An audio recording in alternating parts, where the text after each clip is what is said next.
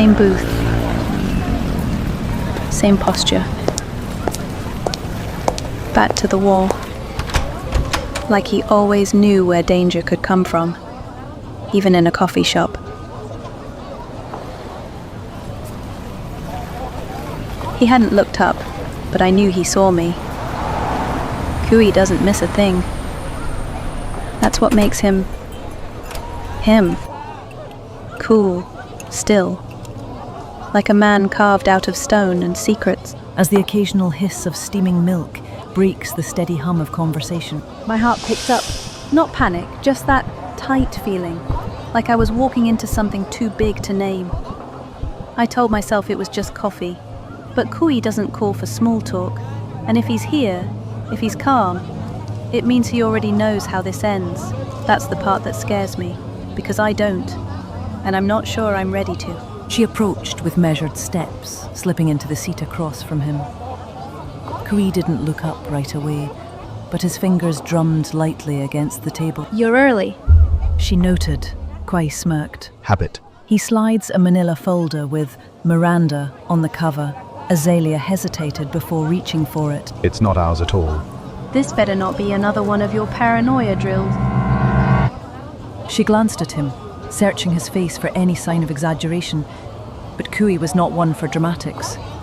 His expression was unreadable, but his eyes told her everything. This isn't from any of our satellite. When was this received? She asked, flipping through the pages. Months ago. And no one's talking about it. Kui sat back, letting the silence answer for him.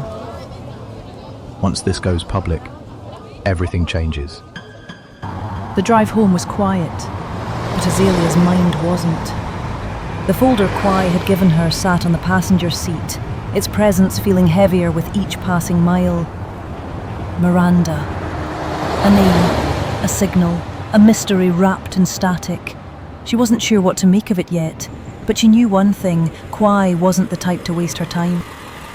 Her mind still caught on the weight of the documents, the classified information, the signals. It was all much bigger than she'd anticipated.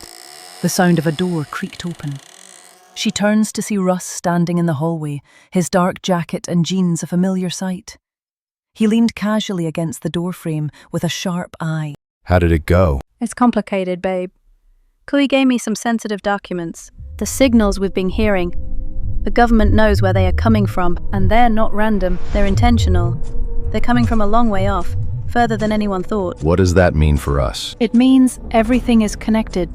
The signals, the operation we're running, it's all part of something bigger. Accessing primary If these are data intentional, someone out there is trying to communicate. But who, Russ? And why? That's the question, isn't it? We've been preparing for this. The signals, they're not just a message. We need to be ready to act. Azalea studied him carefully, feeling the weight of his words. What are we going to do? We can't just keep following the thread if we don't know where it leads. We'll follow it, but we need to be prepared for everything. If these signals are coming from where we think they are, it's not just us that's been listening. Other groups, governments, there will be reactions. We have to move strategically. Azalea hesitated. Do you think it's time to escalate? Russ gave her a small, knowing smile. We've been building to this. The next steps are critical, but we've always have prepared for this moment. We'll make sure we're the first to act. She nodded, but there was a knot in her stomach. Everything was shifting faster than she could process. Russ was always calm, always in control, but there was an undeniable tension in the air now. The weight of their operations was growing heavier, and it was clear that their role in the unfolding events was about to become far more significant. As the clock ticked on, Azalea felt the familiar pull of the larger mission take hold. The signals weren't just a message, they were a call to action. She didn't know exactly where it would lead them, but she knew one thing for sure: nothing would ever be the same again.